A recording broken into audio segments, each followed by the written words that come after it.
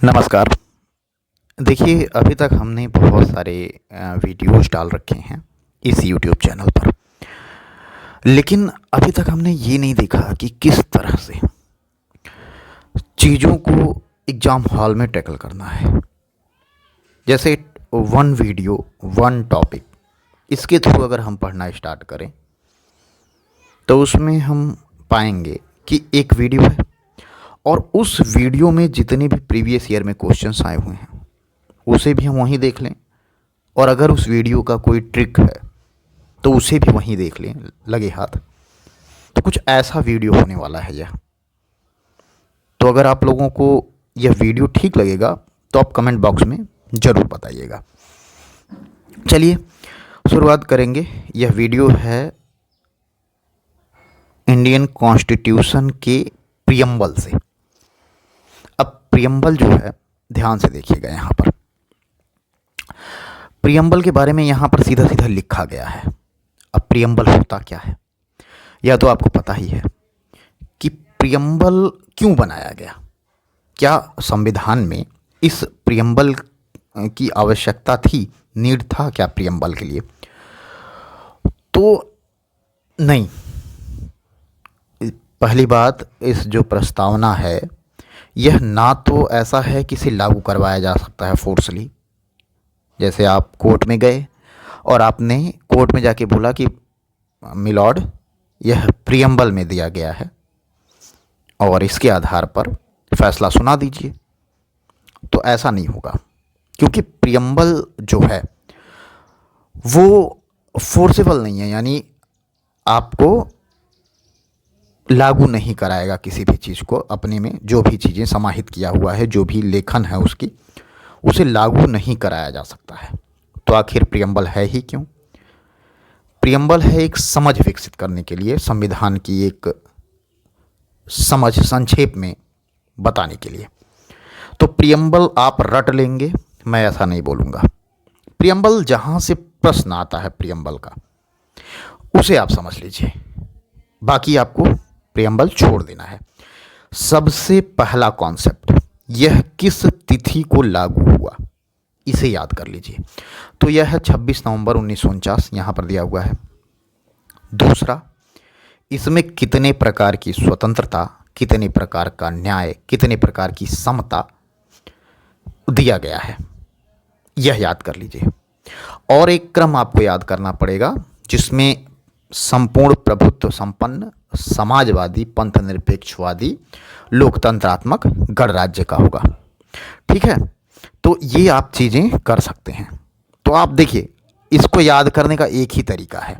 तरीका ये है कि अगर आदमी संपूर्ण प्रभुत्व संपन्न, समाजवादी, पंथ निरपेक्ष, लोकतंत्रात्मक गणराज्य, इसको याद कर लेंगे जब आप, इसके बाद जो चीज़ें हैं, न्याय 3 प्रकार का है, इसको याद कर लीजिएगा, सामाजिक, आर्थिक और राजनैतिक।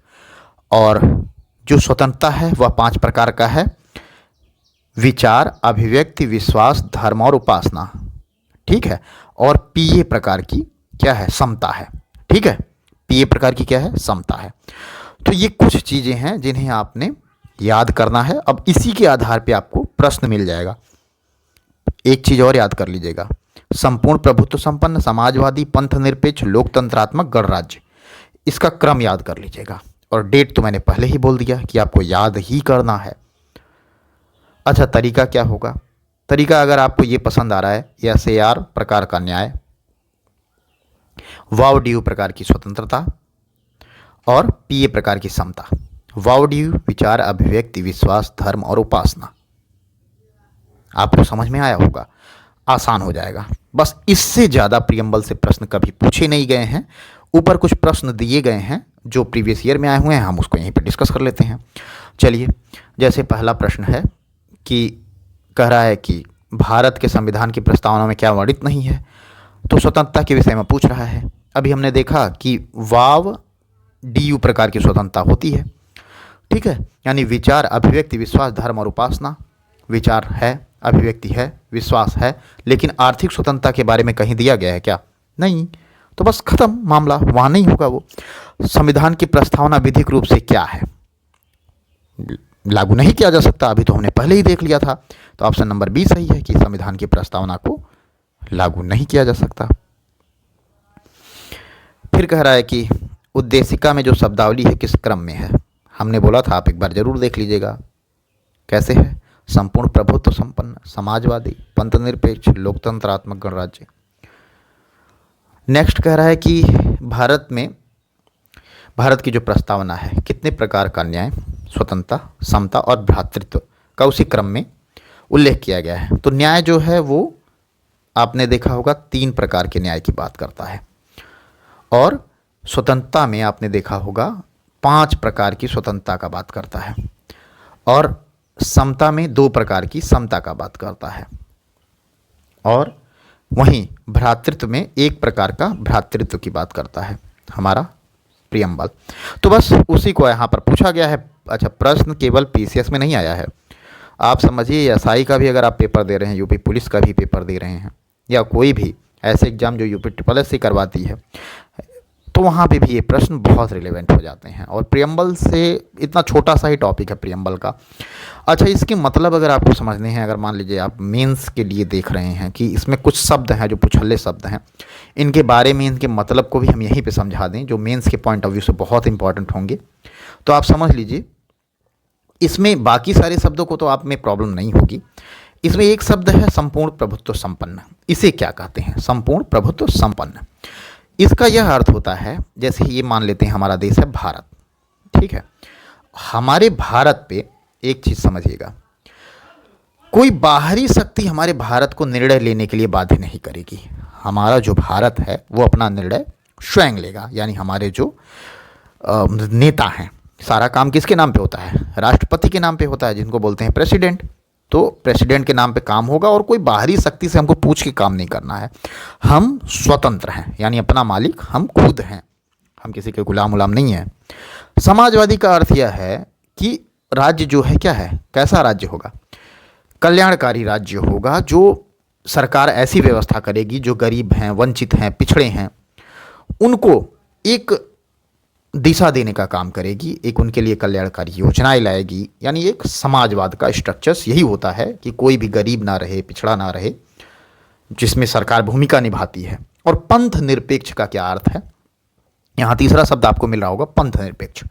तो पंथ निरपेक्ष का सीधा सीधा जो मतलब है वो ये है कि भारत का जो राज्य है, यानी जो भारत है, वो किसी भी धर्म से मतलब नहीं रखेगा। वो उसको मतलब स्वतंत्रता है, सारे धर्म जो है स्वतंत्र हैं। यहाँ तक कि धर्म में जो पंथ होते हैं वो भी स्वतंत्र हैं।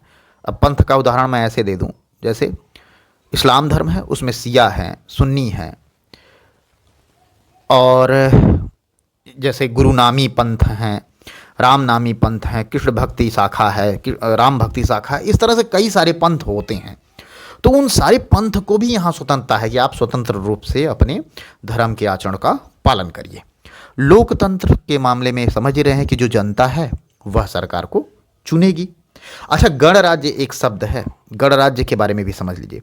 देखिए, कई सारे देश हैं जहाँ पर जो है, जो राज्य का प्रमुख होता है वहाँ पे राजा होता है। जैसे इंग्लैंड में आप देखोगे ना, इंग्लैंड एक जो हमारा एनिमी था पहले, जिसके हम गुलाम थे, वहाँ आज भी राजा और रानी हैं। लेकिन हमारे भारत में जो राष्ट्रपति हैं, जो सर्वोच्च पद है, वह क्या है?